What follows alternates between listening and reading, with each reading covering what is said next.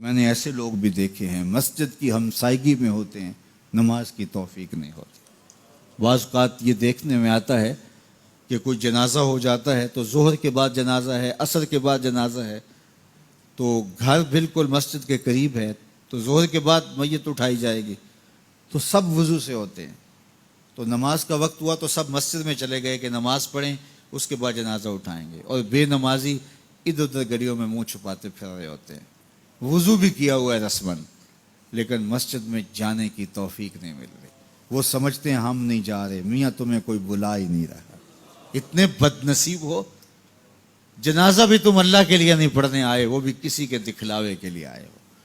وہ تو فرض کفایہ ہے اور یہ نماز فرض عین تھی، اور یہاں اللہ کا بلاوا آیا، اس کے لیے اذان کوئی نہیں، اس کے لیے اذان ہے، اور تم یہاں اذان سننے کے باوجود بھی مسجد کے باہر گھوم رہے ہو، بہانے بہانے کبھی ادھر جا رہے ہو کبھی ادھر جا رہے ہو، اور نمازی مسجد کا رخ کر رہے ہیں۔ تو یہ کتنی بد نصیبی ہوتی ہے کسی شخص کی کہ مسجد کی ہمسائیگی میں بھی رہتا ہو اور مسجد کے قرب میں کھڑا ہو، اسے نماز کی توفیق نہ نصیب ہو۔ تو یہ اس کی طرف سے توفیقات نصیب ہوتی ہیں۔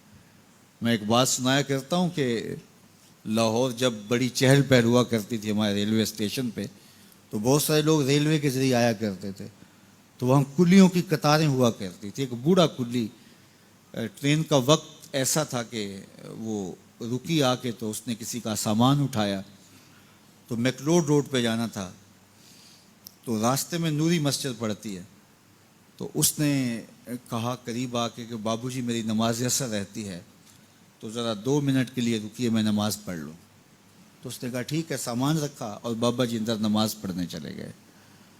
نماز ذرا اعتدال کے ساتھ پڑھتے تھے، رکوع و سجود اچھے طریقے سے کرتے تھے، اور یہ بار بار ٹائم دیکھتا ہے اور کبھی اندر جھانکتا ہے، تو بابا جی ابھی رکوع میں ہیں، کبھی سجدے میں ہیں، کبھی قیام میں ہیں۔ یہ کہتا ہے کہ میں عجیب مصیبت میں پھنس گیا کہ بابا جی نماز نہیں چھوڑ رہے۔ خیر بابا جی نے سلام پھیرا، ان کو تسبیحات فاطمہ پڑھنے کی عادت ہوئی تھی، وہ تسبیحات پڑھنے لگ گئے، تو اس کا پیمانہ صبر لبریز ہو گیا۔ وہ جہاں جوتے اتارتے تو وہاں جا کے اندر جھانک کے کہتا بابا آ بھی جا، تینوں کیڑی شے باہر نہیں آن دیندی۔ تو بابے نے یوں پلٹ کے دیکھا اور مسکرا کے کہا پتر جڑی شے تینوں اندر نہیں آن دیندی۔ وہ نہ بلائے تو بندہ قرب میں بھی کھڑا ہو تو اندر نہیں جا سکتا۔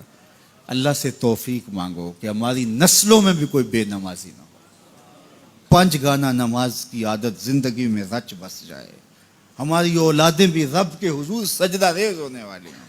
قیامت کے دن جب حکم ہوگا کہ اللہ کو سجدہ کرو، بے نمازی اس دن تو چاہیں گے سجدہ کریں، آج کوئی نماز پڑھتا یا نہیں پڑھتا، اس دن تو ہر کوئی چاہے گا کہ آج سجدہ کریں، لیکن بے نمازی چاہے گا کمر اکڑ جائے گی، سجدہ کر نہیں سکے گا۔ قرآن بتاتا ہے کچھ لوگ جہنم کی طرف دھکیل کے لے جائے جا رہے ہوں گے، ان کو کچھ لوگ پوچھیں گے ما سلککم فی سقر، تم جہنم کو کیوں جا رہے ہو؟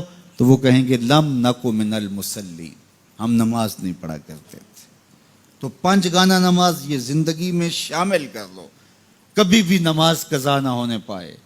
قیامت کے دن بے نمازی کو اللہ دشمنان خدا کی صف میں کھڑا کر دے گا، جہاں نمرود کھڑا ہوگا، جہاں فرعون کھڑا ہوگا، جہاں حامان کھڑا ہوگا، جہاں قارون کھڑا ہوگا، جہاں دشمنان خدا کھڑے ہوں گے، بے نمازی بھی اس صف میں کھڑا کر دیا جائے گا۔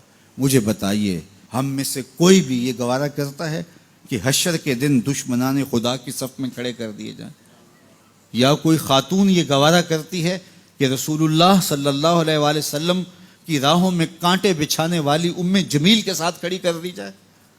تو جب ہم یہ گوارہ نہیں کرتے، نہ ہماری مائیں بہنیں بیٹیاں گوارہ کرتی ہیں، تو پھر نماز کبھی ترک نہ کیجیے، نماز کو شعار زندگی بنا لیے۔